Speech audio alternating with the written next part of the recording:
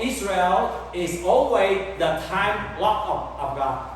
So when we look at Israel, we are going to see that many of the prophecy being fulfilled.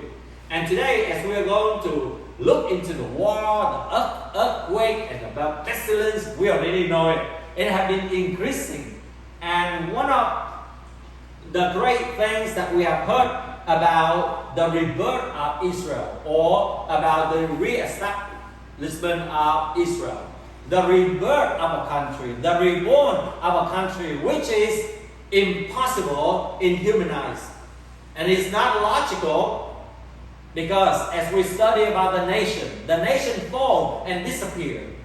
And there was no, the reason why I said there was no, because at this time we already have, there is one, right? There was no nation that had been disappeared for long periods of time, and then they re-emerged, only Israel.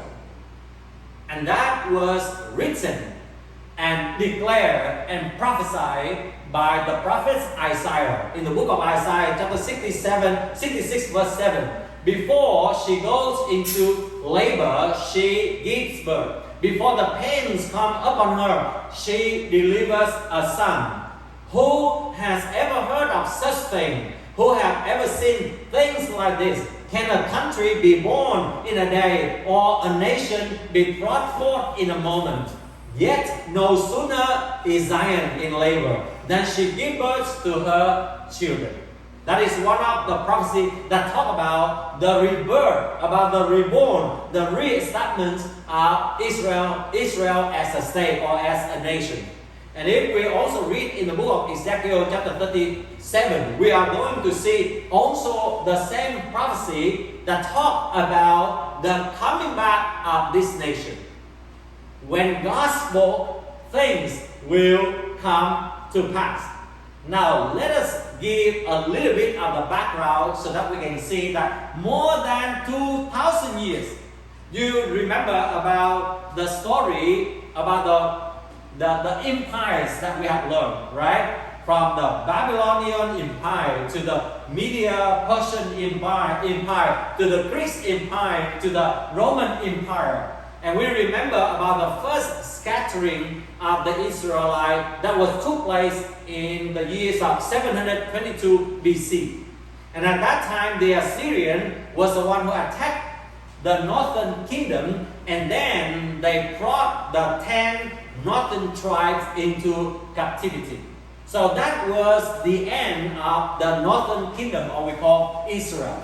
At that time, before that one, Israel, the Jewish people nation was divided into the north and the south. And the north represented by Israel, and the south was represented by Judah. But the 10 lost tribes was taken into captivity by the years of 722 BC. But after that, after some time, the second scattering took place in 596 BC. With the southern kingdom or Judah by the Babylonians. And after that, when the Persian Empire took place, and you still remember about the story, after 70 years of the scattering of captivity, the Persian king or emperor allowed the Israelites to come back and to rebuild Jerusalem. And then the final scattering, and it declared that the state of Israel was no longer appear or in existence. That was in 70 AD, when the Roman totally destroyed the second temple. The first temple was destroyed by the Babylonian, and the second temple was destroyed by the Roman Empire. So that was the background. So you could imagine that the Israelites were scattering for more than 2,700 years. And now, if we count from at the last scattering in the 70 AD, more than 2,000 years, how is it possible that a nation can be established? But we know from the history that on May 14, 1948, the state of Israel was reborn. And that fulfill the prophecies of God. That fulfill the promises of God. And you and I are going to read many scriptures to see how God cares for His people.